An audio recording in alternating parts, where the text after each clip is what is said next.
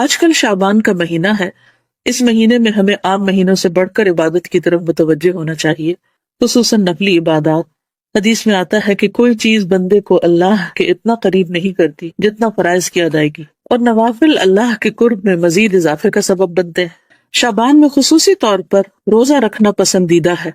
اگر ہم زیادہ روزے نہ بھی رکھ سکیں تو کم از کم ایام 20 کے روزے ضرور رکھ لیں.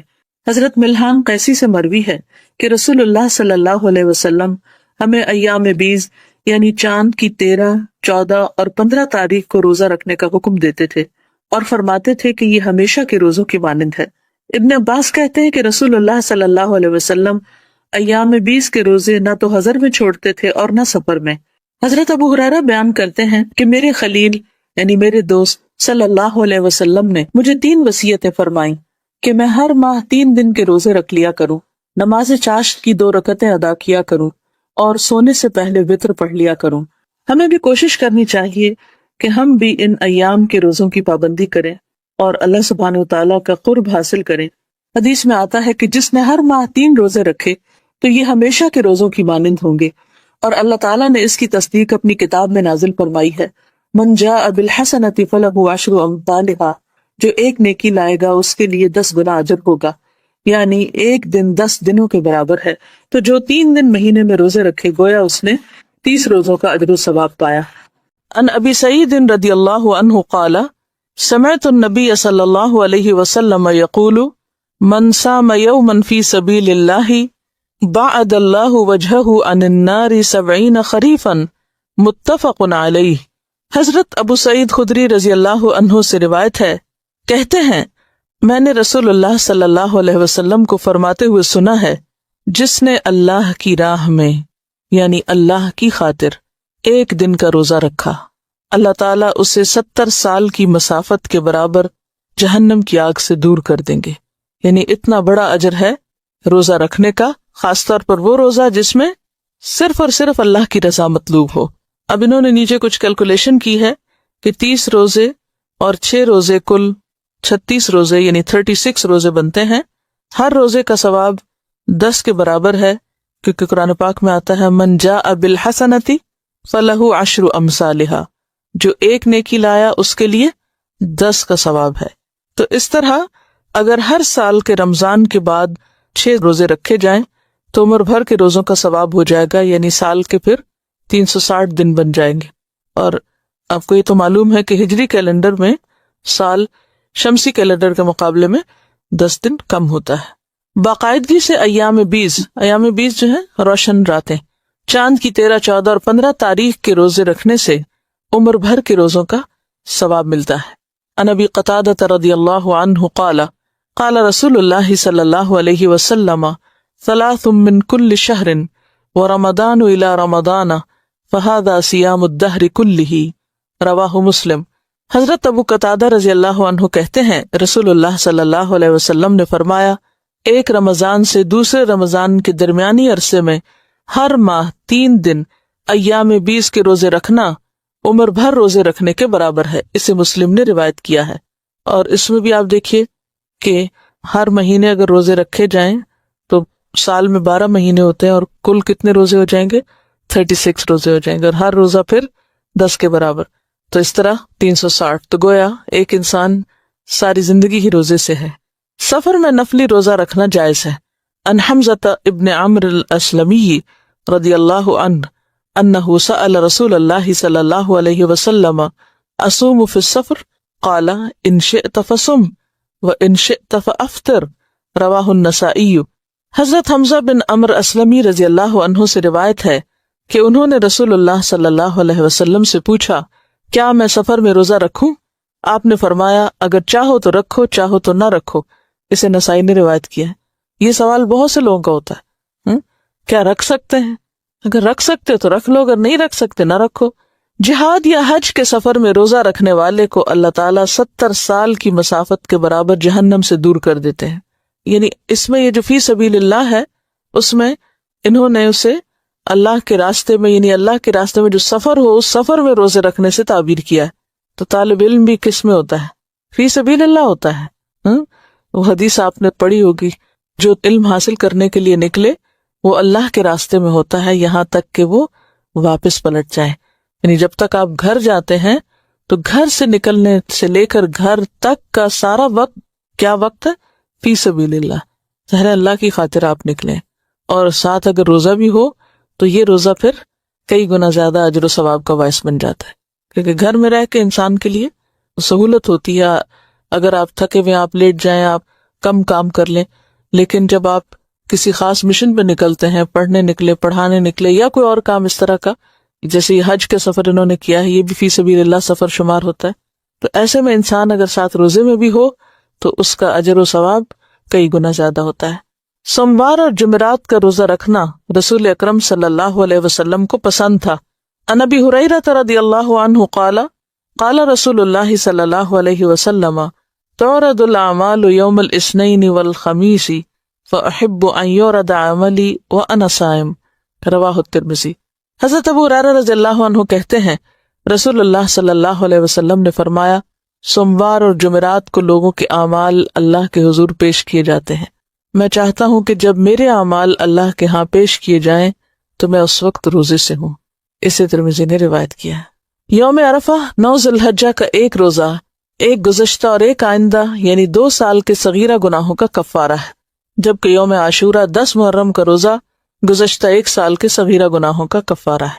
عن ابی قتادہ رضی اللہ عنہ ان النبی صلی اللہ علیہ وسلم قال صیام یوم عرفہ احتسب علی اللہ ان یکفر السنة التي قبلہ والسنة التي بعدہ وصیام یوم عاشوراء احتسب علی اللہ ان یکفر السنة التي قبلہ، رواہ مسلم. حضرت ابو قتادہ رضی اللہ عنہ کہتے ہیں رسول اللہ صلی اللہ علیہ وسلم نے فرمایا میں اللہ تعالیٰ سے امید رکھتا ہوں کہ یوم عرفہ کے روزے کے بدلے میں اللہ تعالیٰ ایک گزشتہ اور ایک آئندہ سال کے گناہ معاف فرمائیں گے، اور یوم عاشورہ کے روزہ کے بدلے میں گزشتہ 1 سال کے گناہ معاف فرمائیں گے. اسے مسلم نے روایت کیا ہے. صرف 10 محرم کا روزہ رکھنا مکروہ ہے. رسول اکرم صلی اللہ علیہ وسلم شعبان کے مہینے میں باقی سب مہینوں سے زیادہ روزے رکھتے تھے. عن عائشہ رضی اللہ عنہا انہا قالت ما رأیت رسول اللہ صلی اللہ علیہ وسلم استکمل صیام شہر الا رمضان وما رأیتہ فی شہر اکثر منہ صیاما فی شعبان، متفق علیہ. حضرت عائشہ رضی اللہ عنہا کہتی ہیں میں نے رسول اللہ صلی اللہ علیہ وسلم کو رمضان کے علاوہ کسی مہینے کے پورے روزے رکھتے نہیں دیکھا، نہ ہی شعبان کے علاوہ کسی دوسرے مہینے میں کثرت سے روزے رکھتے دیکھا. یعنی رمضان تو پورا، اور اس کے بعد سب سے زیادہ شعبان میں، اور اس کے بعد شوال میں 6، اور اس کے بعد ہر مہینے کے 3 یا پھر ہر ہفتے کے 2 روزے، سوموار اور جمعرات کا، اور اسی طرح عاشورہ کا روزہ، اس کے ساتھ ایک اور ملا کے پہلے یا بعد میں، اور یوم عرفہ کا روزہ. لیکن 15 شعبان کو خاص طور پر روزہ رکھنا یہ درست نہیں. اس کے بارے میں جو بھی احادیث ہیں وہ ضعیف ہیں. صحیح حدیث سے جو چیز ثابت ہے وہ یہ ہے کہ آپ سارے مہینے میں ہی یعنی کثرت سے روزے رکھتے تھے. نفلی روزہ رکھنے میں ایک دن چھوڑ کر دوسرے دن روزہ رکھنے کا طریقہ سب سے افضل ہے.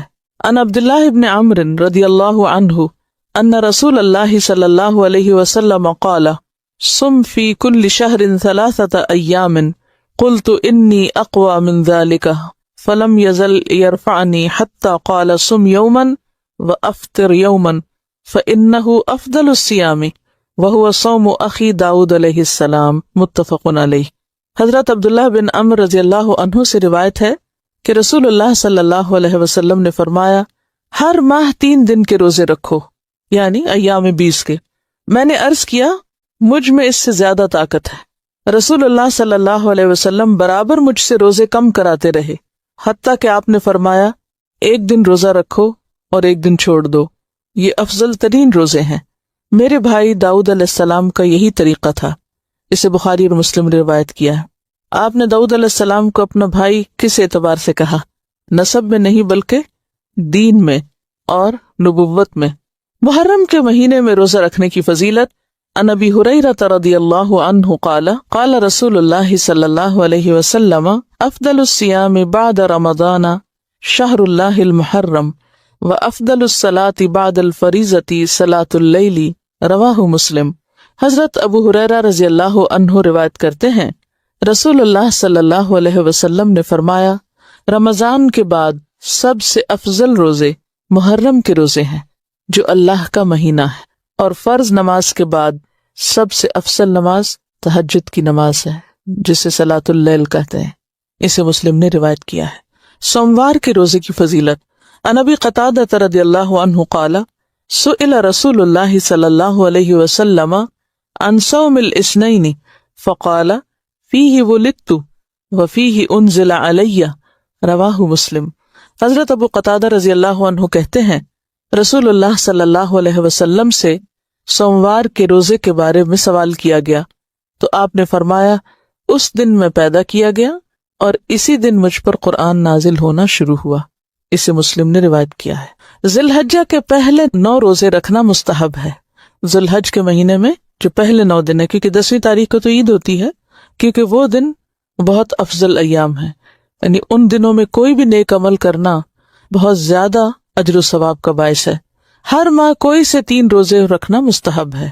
ہر ماہ کے پہلے سوموار اور پہلی دونوں جمعراتوں کے روزے رکھنا بھی آپ صلی اللہ علیہ وسلم کا معمول تھا۔ یعنی اس میں آپ دیکھیے کہ مختلف طرح کے آپ کے پاس آپشنز ہیں۔ عن بعض ازواج النبی صلی اللہ علیہ وسلم ان رسول اللہ صلی اللہ علیہ وسلم کان یصوم 9 من ذی الحجہ ویوم عاشوراء و3 ایام من کل شہر اول 2 من الشہر وخمیسین، رواہ النسائی۔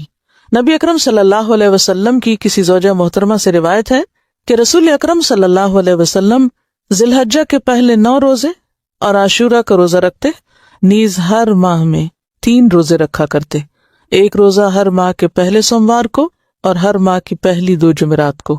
تو اس سے پتہ چلتا ہے کہ یا تو 3 ایام 20 کے روزے رکھ سکتے ہیں، یا یہ ہے کہ آپ ہر ہجری مہینے کے دوسرے نہیں، ہجری مہینے کے پہلے سوموار اور پھر پہلے 2 جمعرات، اس طرح بھی 3 پورے کر سکتے ہیں۔ کیونکہ بعض اوقات ایسا ہوتا ہے نا کہ ان 3 دنوں میں آپ کو نماز نہیں پڑھنی، روزہ نہیں رکھنا، تو اس کے پھر آلٹرنیٹ کے طور پر یہ دوسرا طریقہ بھی اختیار کیا جا سکتا ہے۔ ویسے تو نفلی روزہ کبھی بھی آپ رکھ سکتے ہیں۔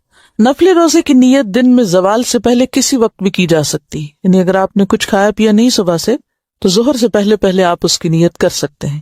نفلی روزے کی قضا واجب نہیں، اسی طرح آپ کسی بھی وقت اس کو کھول سکتے ہیں دن میں اگر وہ بھاری ہو رہا ہو پر، اور اس کی قضا بھی پھر بعد میں نہیں دینا ہوگی۔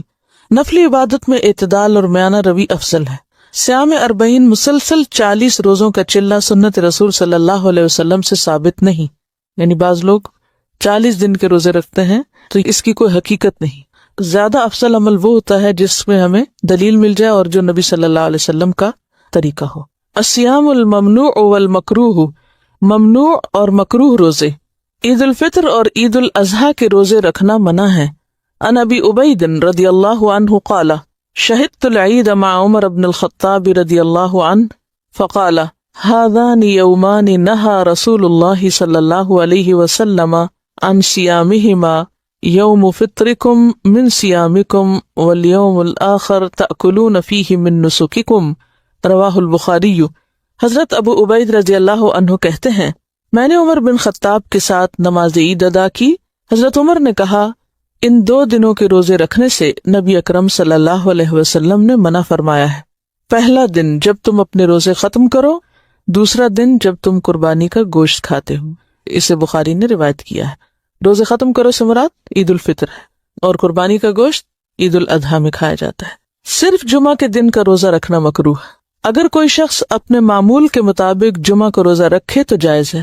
مثلاً اگر کوئی شخص ہر دوسرے یا تیسرے دن روزہ رکھنے کا عادی ہے اور کسی دن جمعہ کا روزہ آ جاتا ہے تو وہ جائز ہے، جیسے صوم داؤدی میں 1 دن چھوڑ کے 1 دن روزہ رکھتے ہیں تو اس صورت میں درست ہے، ورنہ خاص طور پر جمعے کی نیت کر کے کہ یہ بہت مبارک دن ہے، اس دن زیادہ ثواب ہوگا، ایسا کرنا درست نہیں، کیونکہ سنت سے اس کی دلیل نہیں۔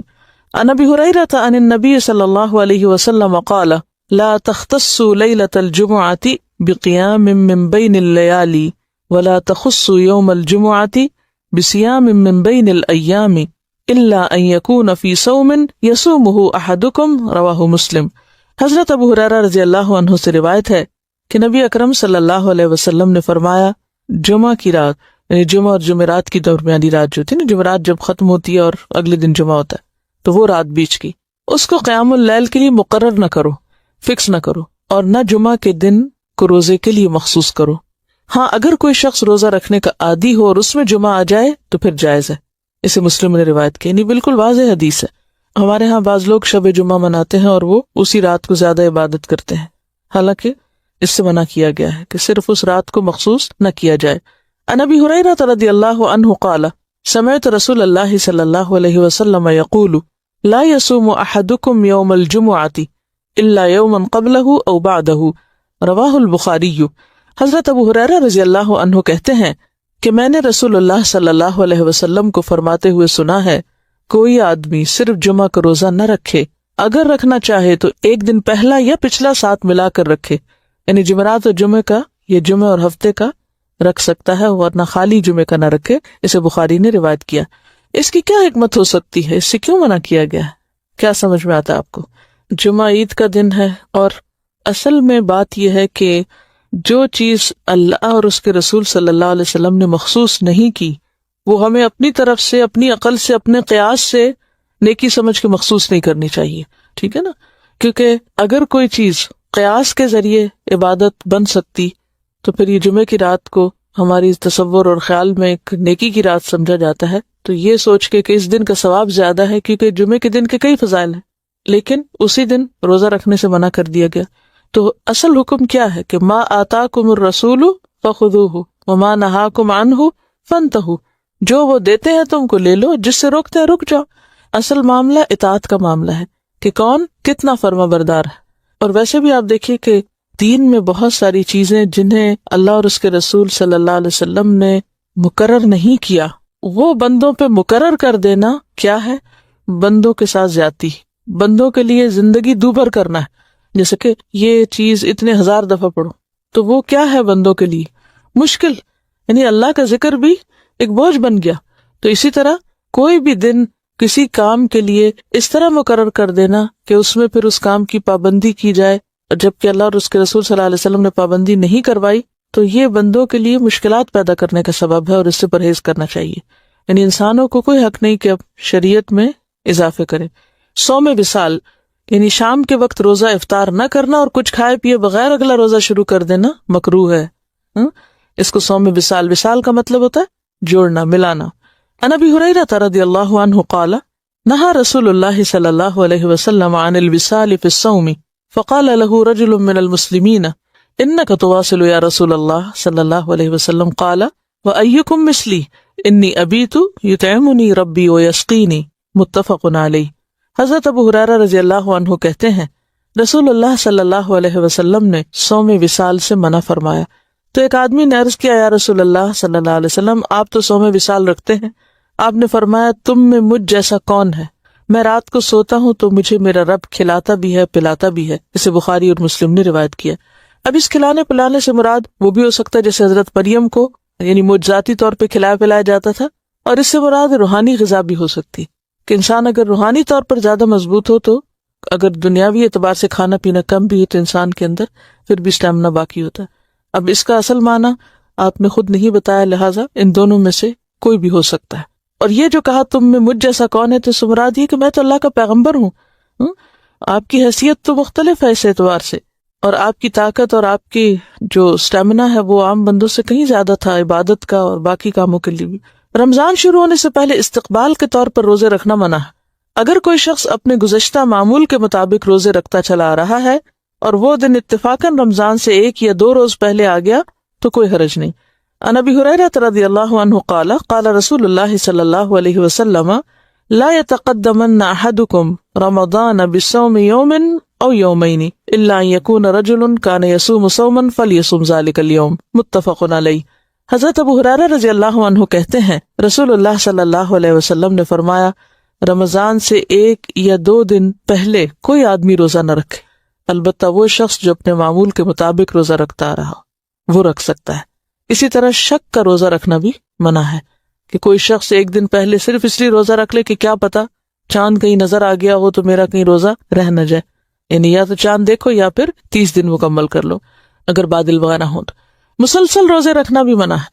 عن عبداللہ بن عمرو بن العاص رضی اللہ عنہما قال قال رسول اللہ صلی اللہ علیہ وسلم یا عبداللہ الم اخبر انک تصوم النہار وتقوم اللیل فقلت بلا یا رسول اللہ قال فلا تفعل صم وافطر قم ونم فإن لجسدك عليك حقا وإن لعينك عليك حقا وإن لزوجك عليك حقا وإن لزورك عليك حقا لا صام من صام الدهر متفق علیہ۔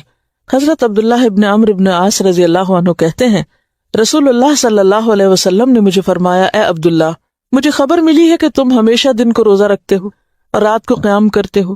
میں نے عرض کیا ہاں یا رسول اللہ صلی اللہ علیہ وسلم میں ایسا ہی کرتا ہوں۔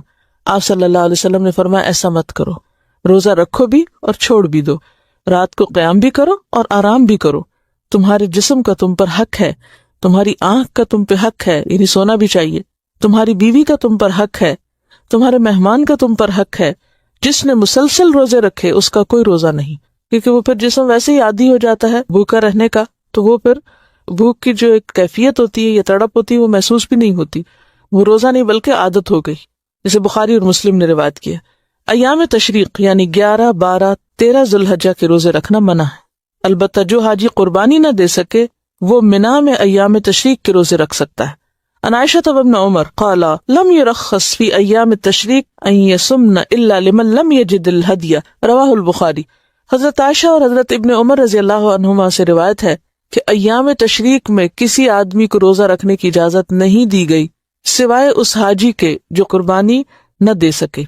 یہاں اصل میں لمن لم یجد الہدی ہے، اس کا ترجمہ ہے کہ جو ہدی نہ پائے یعنی جو قربانی نہ دے سکتا ہو، یہ مراد ہے۔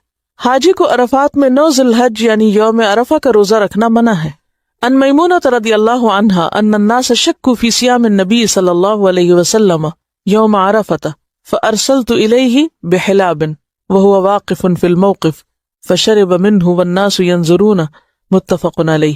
حضرت میمونہ رضی اللہ عنہا سے روایت ہے کہ لوگوں نے عرفہ کے دن نبی اکرم صلی اللہ علیہ وسلم کے روزے میں شک کیا تو انہوں نے یعنی حضرت میمونہ نے آپ کے پاس دودھ بھیجا، آپ نے اس پیالے سے دودھ پیا۔ اس وقت آپ میدان عرفات کے موقف میں کھڑے تھے، لوگ آپ کو دیکھ رہے تھے، اسے بخاری اور مسلم نے روایت کی۔ تو معلوم کرنے کا یہ کتنا اچھا طریقہ ہے، بجائے اس کے کہ کسی کو کہلوا کے بھیج دی کہ اچھا جا کے پوچھ لو کہ آپ کا روزہ ہے یا نہیں، انہوں نے دودھ بھیج دیا کہ اگر آپ پی لیں گے تو پتہ چل جائے گا کہ روزہ نہیں ہے۔ نصف شعبان کے بعد روزے نہیں رکھنا چاہیے۔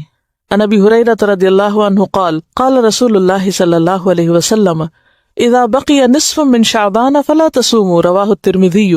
حضرت ابو ہریرہ رضی اللہ عنہ کہتے ہیں رسول اللہ صلی اللہ علیہ وسلم نے فرمایا جب نصف شعبان باقی رہ جائے یعنی رمضان سے 15 دن پہلے تو نفلی روزے نہ رکھو۔ اسے ترمذی نے روایت کی۔ کیوں منع کیا گیا؟ تاکہ رمضان کے لیے طاقت بحال ہو جائے۔ عورت کا اپنے شوہر کی اجازت کے بغیر نفلی روزہ رکھنا منع ہے۔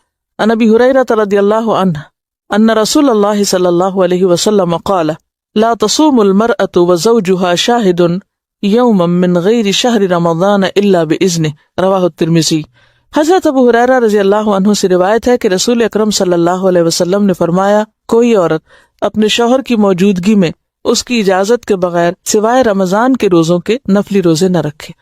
اس میں یہ ہے کہ رمضان کے روزے میں شوہر سے نہیں پوچھا جائے گا، اور رمضان میں اگر کچھ چھٹ گئے تو قضا کرنا جو ہے وہ بھی فرض روزہ ہی ہے، اور وہ یعنی رمضان کے روزے کی ادائیگی ہے، اس لیے اس کی بھی اجازت ہے، وہ انسان پوچھے بغیر رکھ سکتا ہے، ورنہ عام نفلی روزے نہیں۔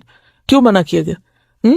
شوہر اور بیوی کے تعلقات جو ہیں وہ روزے کی حالت میں منع ہیں، تو اس میں یہ ہے کہ ایسی عبادات جن میں دونوں کے تعلقات میں کسی قسم کی کشیدگی پیدا ہو سکتی ہو ان میں باہمی مشورہ ضروری ہے۔ اس میں دین کا حسن آپ دیکھیے، باہمی تعلق جو ہے وہ سکون کا باعث ہے۔ وہ سکون کا باعث اسی وقت ہوتا ہے کہ جب آپس کی کمیونیکیشن ہوتی ہے، انڈرسٹینڈنگ ہوتی۔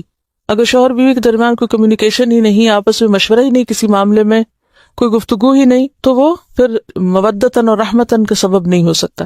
تو اسی طرح اب فرضی روزے تو فرضی انڈرسٹینڈ سب نے رکھنے، تو اس سے یہ بھی پتہ چلتا ہے کہ اگر عورت کو نفلی کام کری، کوئی نیکی کا کام کری، تو اسے شوہر کو ساتھ لے کے چلنا چاہیے، ٹھیک ہے نا۔ مثلا آپ قرآن پڑھ رہے ہیں تو اس میں شوہر کو بھی ساتھ لے کے چلنا، یہ نہیں کہ جو پڑھ کے گئے بس خاموشی گھر میں جا کے کچھ شیئر نہیں کیا، نہیں، شیئر کیا کرے، ڈسکس کیا کرے، یہ پڑھا ہے، یہ نہیں کہ وہ فتوے دینا شروع کر دیں یا پڑھانا ان کو شروع کر دیں، لیکن ان کے ساتھ ڈسکس کرے۔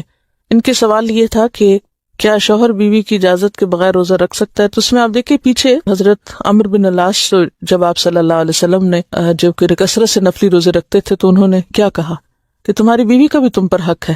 تو اس سے کیا پتہ چلتا ہے کہ اگرچہ یہ نہیں کہا کہ اجازت، بات اصل میں میوچل انڈرسٹینڈنگ کی کہ دونوں ایک دوسرے کی ضروریات کا اور ایک دوسرے کے جذبات کا خیال رکھیں۔ صرف عاشورہ 10 محرم کا روزہ رکھنا مکروہ ہے، 9 اور 10 محرم یا 10 اور 11 محرم 2 دن کے روزے رکھنے چاہیے۔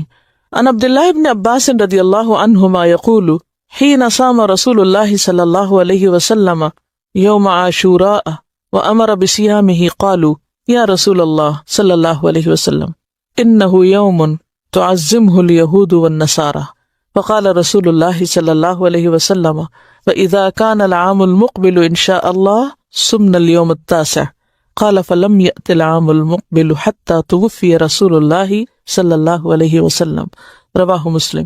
حضرت عبداللہ بن عباس رضی اللہ عنہ فرماتے ہیں رسول اللہ صلی اللہ علیہ وسلم نے عاشورہ 10 محرم کا روزہ رکھا اور لوگوں کو بھی رکھنے کا حکم دیا۔ لوگوں نے عرض کیا یا رسول اللہ صلی اللہ علیہ وسلم 10 محرم تو یہود و نصارہ کے نزدیک بڑی عظمت کا دن ہے۔ آپ نے فرمایا اچھا، آئندہ سال ہم انشاءاللہ 10 محرم کے ساتھ 9 محرم کا روزہ بھی رکھیں گے۔ لیکن آئندہ سال آنے سے پہلے ہی رسول اللہ صلی اللہ علیہ وسلم اس دنیا سے رخصت ہو گئے۔ اسے مسلم نے روایت کیا۔ یوم عاشورہ 10 محرم کی فضیلت کی وجہ یہ ہے کہ جب رسول اکرم صلی اللہ علیہ وسلم مدینہ منورہ تشریف لائے تو یہودی 10 محرم کا روزہ رکھتے تھے۔ ان سے وجہ پوچھی گئی تو انہوں نے کہا اس روز اللہ تعالیٰ نے موسیٰ علیہ السلام کو فرعون پہ غلبہ عطا کیا تھا، لہٰذا ہم شکرانے کے طور پر اس دن کا روزہ رکھتے ہیں۔ رسول اللہ صلی اللہ علیہ وسلم کو یہ بات معلوم ہوئی تو آپ نے فرمایا یہودیوں کی نسبت ہم موسیٰ علیہ السلام کے زیادہ قریب ہیں، اور مسلمانوں کو اس دن کا روزہ رکھنے کا حکم دیا۔ مگر جب رمضان کے روزے فرض کیے گئے تب آپ صلی اللہ علیہ وسلم نے فرمایا اب جو چاہے 10 محرم کا روزہ رکھے، جو نہ چاہے نہ رکھے۔ اسے مسلم نے روایت کیا ہے۔ صرف ہفتے کے دن کا روزہ رکھنا ممنوع ہے۔ عن عبداللہ ابن بسر عن اخت السماء رضی اللہ عنہا ان رسول اللہ صلی اللہ علیہ وسلم قال لا تصوموا يوم السبت الا فيما افترض عليكم فان لم يجد احدكم الا عود عنبة او لحاء شجرة فليمزغها رواہ ابن خزیمہ۔ حضرت عبداللہ بن بسر اپنی بہن سما سے روایت کرتے ہیں کہ رسول اللہ صلی اللہ علیہ وسلم نے یہ فرمایا کہ ہفتے کا روزہ سوائے فرض روزے کے نہ رکھو، اگر کھانے کو اور کوئی چیز نہ ملے تو انگور کی لکڑی یا درخت کی چھال ہی چبا لو، یعنی کچھ نہ کچھ ضرور چکھو۔ ہفتہ چونکہ اہل کتاب کی عید کا دن تھا سبت، لہٰذا آپ صلی اللہ علیہ وسلم نے ہفتے کے ساتھ جمعہ یا اتوار کے دن کا روزہ ملا کر رکھنے کا حکم دیا۔ عید الاضحیٰ کے دن جو صبح کے وقت روزہ رکھتے ہیں وہ قربانی کے گوشت سے کھولنا چاہیے، اور اگر کسی کو زیادہ بھوک لگی تو عید کے بعد پھر وہ کسی بھی چیز سے کھول لے۔ لیکن صحابیات کے اس بارے میں ہمیں عمل یہ ملتا ہے کہ وہ بچوں کو دودھ تک نہیں پلاتی تھی، یعنی صبح اٹھنے سے لے کر عید پڑھنے تک کم از کم، اور قربانی کرنے تک اصل میں یعنی روزہ رکھتے تھے، بغیر کچھ کھائے پیے، نہیں کہ سحری کھا کے روزہ رکھتے تھے، نہیں کچھ نہیں کھاتے تھے۔